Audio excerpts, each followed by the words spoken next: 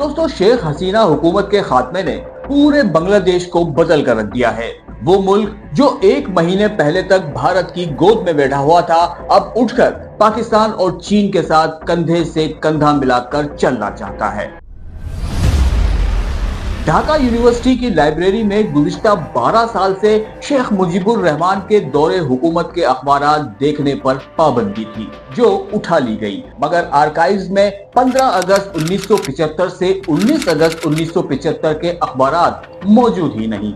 Dhaka university में ही faculty of arts के dean ने कुरान पाक की तिलावत पर पाबंदी लगा दी थी, मगर पिछले दिनों तलबा ने डीन के दफ्तर में जाकर तिलावत की और उनके लिए हिदायत की दुआ भी की। والتين والزيتون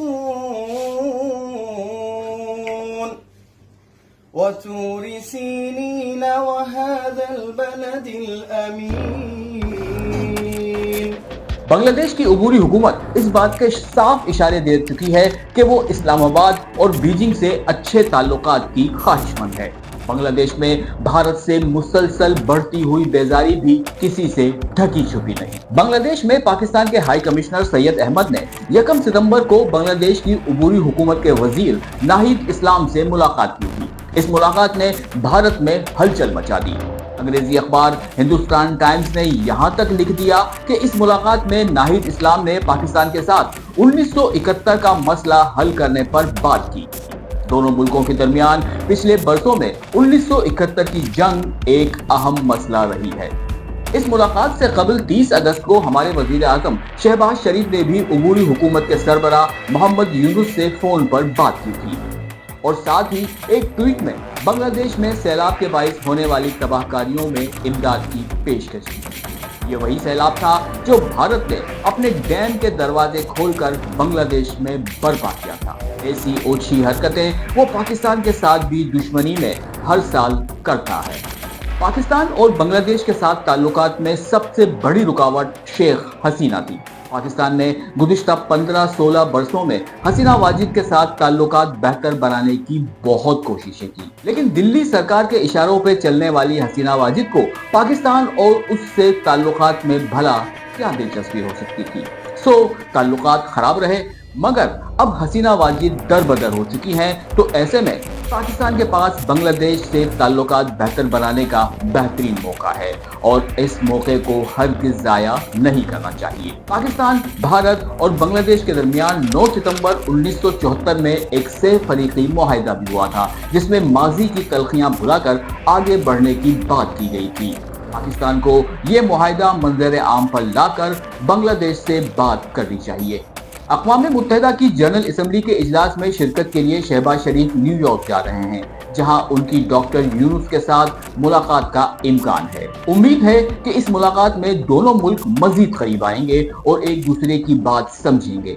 हसीना वाजिद के हटने से बांग्लादेश के चीन के साथ ताल्लुकात में भी बेहतरी के आसार पैदा हो गए हैं। चीन 1971 में बांग्लादेश के क़याम के खिलाफ था, जिस पर हसीना वाजिद को गुस्सा था। ताहम अब बांग्लादेश की नई अबूरी हुकूमत चीन की तरफ भी दोस्ती का हाथ बढ़ाती नजर आ रही है। जमाते इस्लामी बांग्लादेश की सबसे बड़ी मजहबी जमात है। 2013 में हसीना वाजिद ने इस पर पाबंदी लगा दी थी। चंद रोज कबल ये पाबंदी हटा दी गई। जमाते इस्लामी की तलबा तंजीम भी बहुत मजबूत समझी जाती है। शेख हसीना का तख्ता पलटने में इस तलबा तंजीम ने भी अहम किरदार अदा किया था। जमाते इस्लामी के अमीर शफीकुर रहमान ने बांग्लादेश में हालिया सैलाब का जिम्मेदार भारत को करार दिया था और ये बात सच भी है।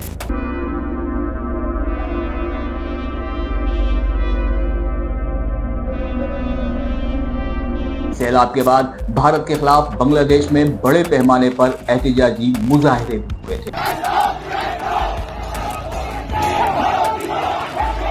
अमीर जमात इस्लामी भी माजी भुलाकर पाकिस्तान और चीन के साथ ताल्लुकात बेहतर बनाने के जबरदस्त हामी हैं। कुछ रोज कबल चीनी सफीर ने जमात इस्लामी के रहनुमाओं से मुलाकात की थी। चीन के सफीर याओ वेन ने चीन बांग्लादेश के साथ ताल्लुकात की ख्वाहिश का इजहार भी किया था। चीन के साथ ताल्लुकात पर भी भारतीयों के तन बदन में आग लगी हुई है। खित्ते की तेजी से बदलती सूरत हाल दिल्ली सरकार की परेशानियों में दिन ब दिन इजाफा कर रही है। हसीना वाजिद के दौर में पिछले 12 वर्षों से ढाका यूनिवर्सिटी की लाइब्रेरी में 1972 سے 1975 تک کے اخبارات دیکھنے پر پابندی تھی۔ یہ وہ دور ہے جب بنگلہ دیش میں شیخ مجیب الرحمان کی حکومت تھی۔ پابندی اٹھنے کے بعد جب طلبہ لائبریری میں گئے تو انہیں اس وقت سخت مایوسی ہوئی جب انہیں پتہ چلا کہ آرکائیوز میں 15 اگست 1975 سے 19 اگست 1975 کے اخبارات موجود ہی نہیں۔ لائبریری حکام نے وجہ بتائی کہ ان 5 دنوں کے اخبارات بارش کے باعث ضائع ہو گئے، لیکن طلبہ مطمئن نہ ہوئے۔ انہوں نے خدشہ ظاہر کیا کہ لگتا ہے جان بوجھ کر ان 5 دنوں کے اخبارات کو ضائع کر دیا گیا۔ 15 اگست 1975 وہی دن ہے جب شیخ مجیب الرحمان کو ان کے گھر میں قتل کر دیا گیا تھا۔ شیخ حسینہ کی سیکولر حکومت میں بعض مقامات پر قرآن کی تلاوت کو بھی جرم قرار دے دیا گیا تھا۔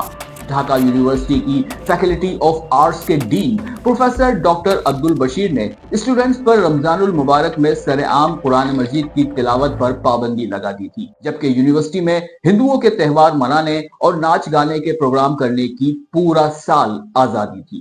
شیخ حسینہ حکومت کے بعد اس سیاہ دور کا بھی خاتمہ ہوا۔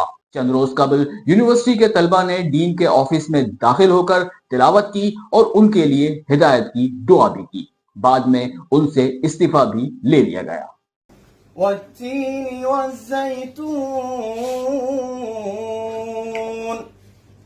وطور سينين وهذا البلد الأمين لقد خلقنا الإنسان في أحسن تقويم ثم رددناه أسفل سافلين إلا الذين آمنوا وعملوا الصالحات فلهم أجر غير ممنون فما يكذبك بعد بالدين أليس الله بأحكم الحاكمين؟ ما شاء الله ما شاء الله